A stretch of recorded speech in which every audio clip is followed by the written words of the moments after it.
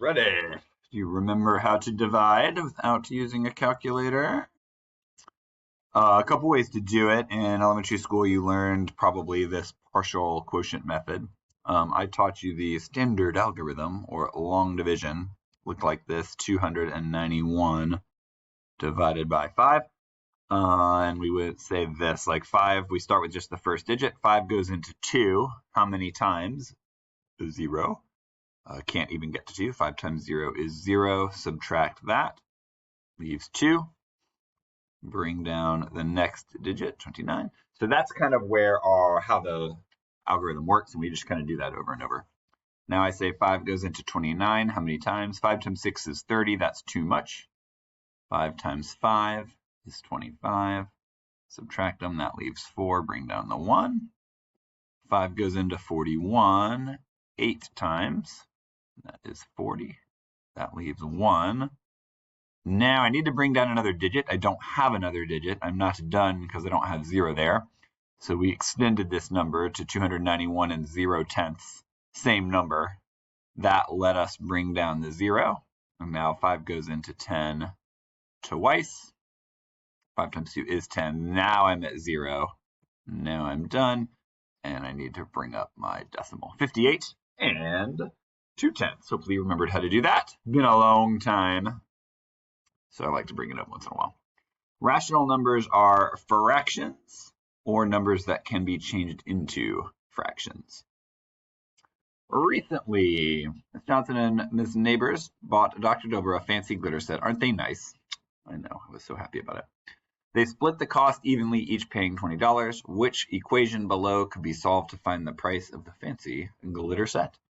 So that, just as a kind of a reminder of where that comes from, that is going to be a variable equations question for your test next week.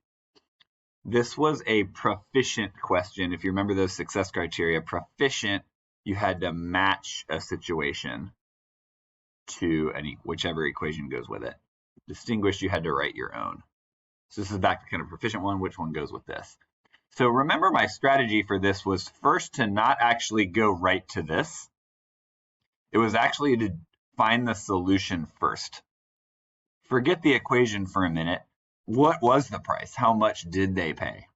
So if they each paid $20, there's 2 of them. 1, 2. 20 times 2 is 40. So the price of the glitter set would have been $40. It's sometimes easier for me to find the answer first than the equation. So then the question is to represent that situation. Would I use addition? Would I use subtraction? Would I use multiplication? Would I use division? So if I found the solution using multiplication, I'm going to expect the inverse operation to be in the question, division. So I use multiplication to find it. So now the question is it the price divided by 20 is 2, or the price divided by 2 is 20? I think it's this.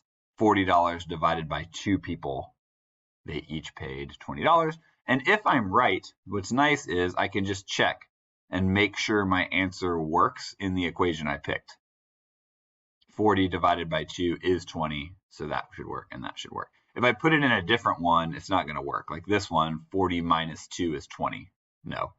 I would know, like, I must have picked the wrong one, or I got the wrong answer, but something went wrong if it doesn't work like that.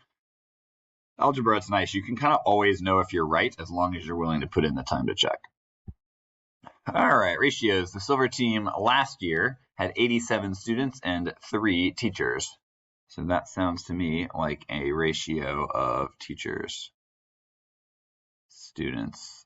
I guess I'm going to reverse it. Oh, I want to reverse it, don't I? Teachers to students. So I may as well reverse it now because the question, sneaky math teacher, has teachers first, students second. So I may as well make my chart that way. 87 teachers and 3 students. So I've got 1 ratio of teachers to students. So if there's 1 student, that's divided by 3. I've got this all backwards, don't I? You guys are probably sitting there like, what is he doing? They're not 87 teachers. There are 87 students and 3 teachers, aren't there? So teachers divided by 3. If there's 1 teacher, there are I believe that is 29 when you divide it by 3. So that means there's 29 students for each teacher. Makes sense. That's about how big a class normally is.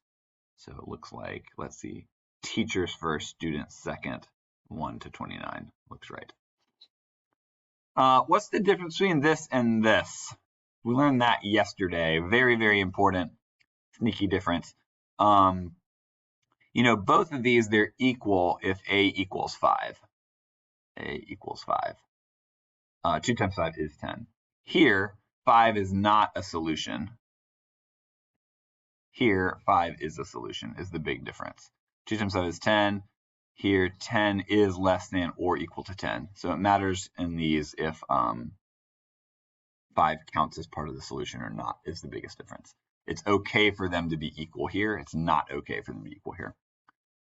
Is 9 a solution to this inequality? Let's check. Pen size down a little. So if I were to put 9 in, substitute 9 in for n. 3 times 9 is 27.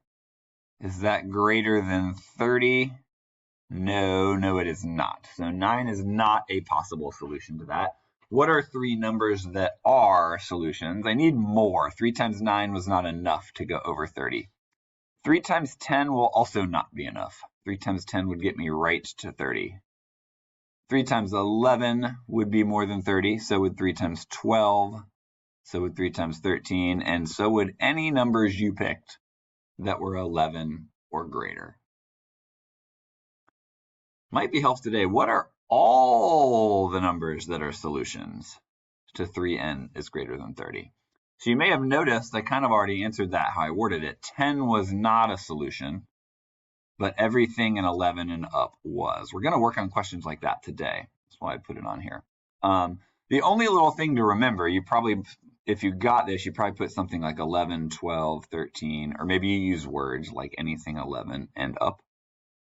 There are a few more in there that are below 11. There's some numbers between 10 and 11 that are possible solutions. 10 is not, but if you did like 10 and a half or 10 and a tenth, or even just barely over 10, something like that would all work. So I often write it like this, as you're going to see later in the lesson today. As I write the 10, I exit out and say 10, 11, 12, 13, and all the fractions and decimals in between.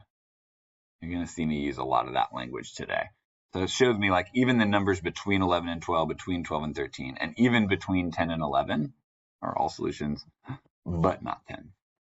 Cool. That is your what should I be for getting today part of what's happening. As you know, hopefully you're getting used to on Digital Days here. I'm going to start teaching you the next topic a bit in a moment. I'm going to ask you to have your paper and pencil away and down and just listen and concentrate and try to understand first. And I'll let you know when it's time to write. But for this point, you are ready to head to the next part of the lesson.